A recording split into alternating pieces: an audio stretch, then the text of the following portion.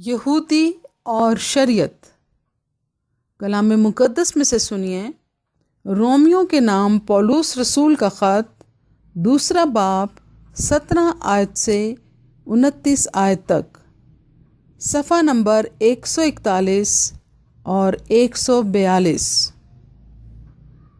بس اگر تو یہودی کہلاتا اور شریعت پر تکیہ اور خدا پر فخر کرتا ہے اور اس کی مرضی جانتا اور شریعت کی تعلیم پا کر عمدہ باتیں پسند کرتا ہے، اور اگر تجھ کو اس بات پر بھی بھروسہ ہے کہ میں اندھوں کا رہنما اور اندھیرے میں پڑے ہوئوں کے لیے روشنی اور نادانوں کا تربیت کرنے والا اور بچوں کا استاد ہوں، اور علم اور حق کا جو نمونہ شریعت میں ہے وہ میرے پاس ہے،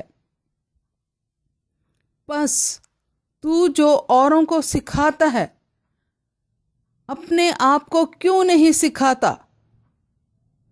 تو جو واعظ کرتا ہے کہ چوری نہ کرنا، آپ خود کیوں چوری کرتا ہے؟ تو جو کہتا ہے زنا نہ کرنا، آپ خود کیوں زنا کرتا ہے؟ تو جو بتوں سے نفرت رکھتا ہے، آپ خود کیوں مندروں کو لوٹتا ہے؟ پس تو جو اوروں کو سکھاتا ہے اپنے آپ کو کیوں نہیں سکھاتا؟ تو جو واعظ کرتا ہے چوری نہ کرنا، آپ خود چوری کرتا ہے۔ تو جو کہتا ہے زنا نہ کرنا، آپ خود زنا کرتا ہے۔ تو جو بتوں سے نفرت رکھتا ہے، آپ خود کیوں مندروں کو لوٹتا ہے؟ تو جو شریعت پر فخر کرتا ہے، شریعت کے عدول سے خدا کی کیوں بے عزتی کرتا ہے؟ کیونکہ تمہارے سبب سے غیر قوموں میں خدا کے نام پر کفر بکا جاتا ہے۔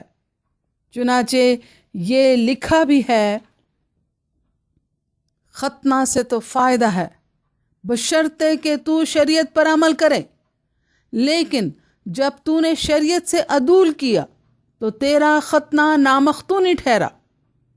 پس اگر نامختون شخص شریعت کے حکموں پر عمل کرے تو کیا اس کی نامختونی ختنہ کے برابر نہ گنی جائے گی؟ اور جو شخص قومیت کے سبب سے نامختون رہا، اگر وہ شریعت کو پورا کرے تو کیا تجھ کو جو باوجود کلام اور ختنہ کے شریعت سے عدول کرتا ہے قصوروار نہ ٹھہرائے گا؟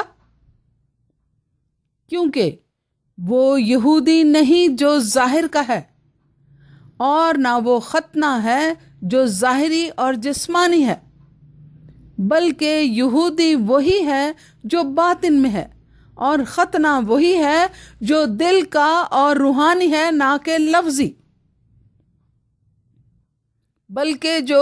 بلکہ یہودی وہی ہے جو باطن میں ہے، اور ختنہ وہی ہے جو دل کا اور روحانی ہے، نہ کہ لفظی۔